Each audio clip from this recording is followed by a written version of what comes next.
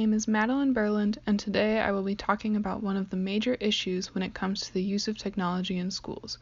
Before we can look at the specific challenges and opportunities facing rural and suburban schools with regards to technology access, we must first look at the big themes of the issue itself and what makes it an issue in the first place.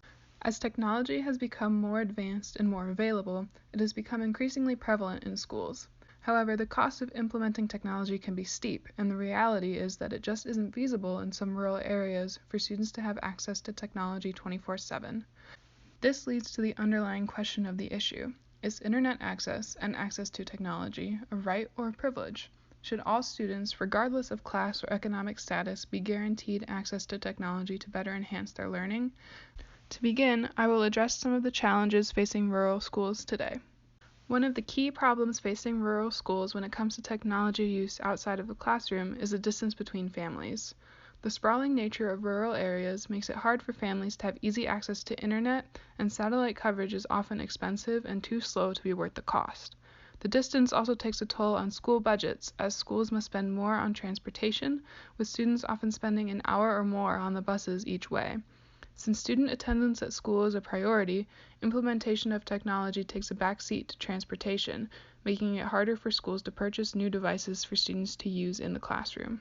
Additionally, the number of students in rural schools is smaller than in suburban schools, making it more difficult for schools to increase their budget through local taxes, again making it harder for administrations to purchase new technology.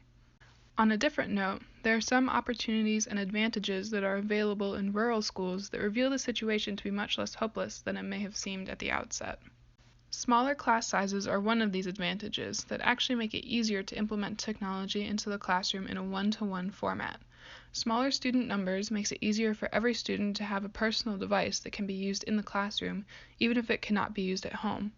The small population in rural areas, while a hindrance in some ways, also leads to stronger community bonds, providing students with more opportunities for learning outside of the classroom, regardless of technology access in the school.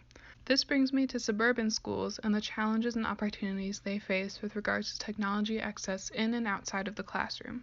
One challenge is that the population in suburban areas is typically a mix of socioeconomic classes, meaning that some students come from wealthier families and as a result generally have more access to technology in the home. Although the ratio of students with personal devices and easy internet access is higher in suburban areas than in rural ones, this doesn't mean that every student has their own personal device, and assuming otherwise may lead to discrimination against some of the students.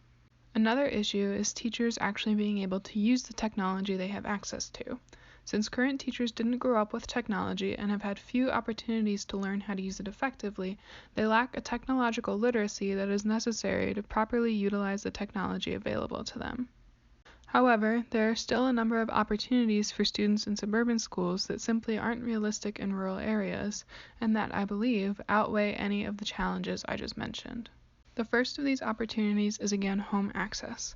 Having access to a device outside of school can make it easier for students to work on projects that promote critical thinking skills and collaboration, skills that are highly valued in today's society. Another opportunity is the variety of classes that can be offered at these larger schools, as well as students' ability to take online courses through local colleges to further their education.